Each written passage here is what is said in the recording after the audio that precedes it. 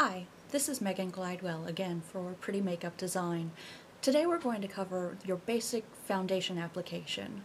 There are several ways to do this. You can apply foundation with your fingers, you can apply foundation with a sponge, or with a brush.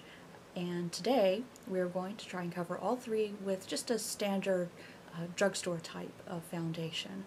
So if you'll stay tuned, we will cover all three applications. In starting your flawless face, you're going to want to begin with the right base. And by base I mean either a foundation or a primer. For today I'm going to be using MAC's Prep and Prime Skin Primer. I do find that this is a lovely primer for dry and combination skin especially. I like to apply this just a little bit at a time, like this.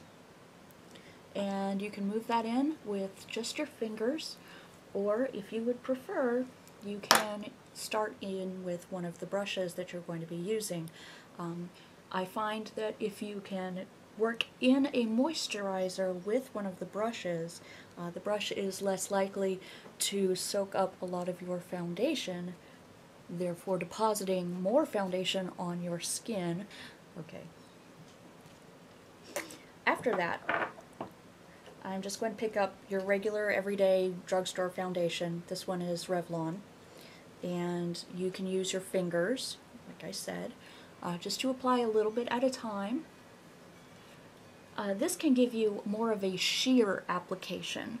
So let's say it's hot, sunny, you don't want to look too made up. I would go with using your fingers. Next, as far as whether it's sheer or medium or a full coverage foundation, we have the brush.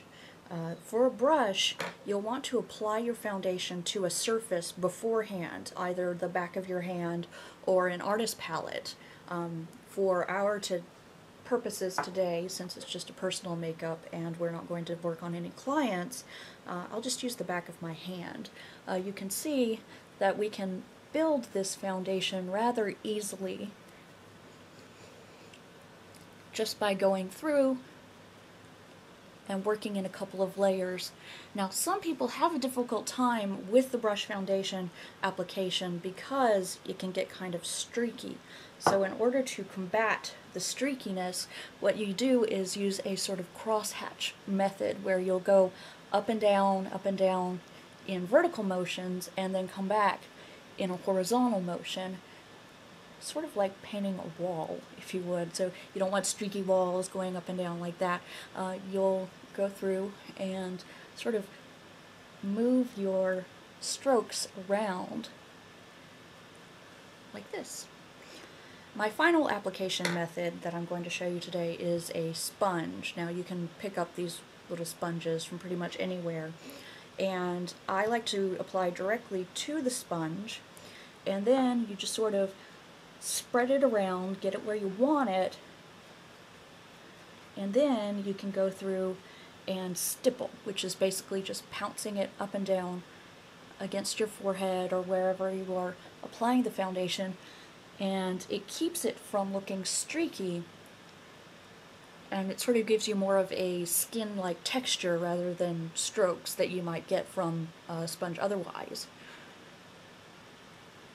Finally, I have a really great brush. This is called a dual fiber brush. Now, more and more people are selling these, and oftentimes it's called a skunk brush.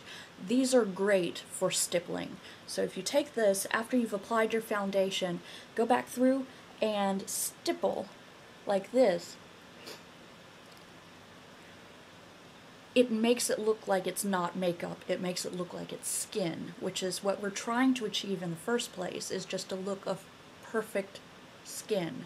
So again, start with a primer or a moisturizer, then get your foundation ready, and you can use either your fingers, flat brush, sponge, and then finish up with your dual fiber brush. You should have really good luck with all of these things.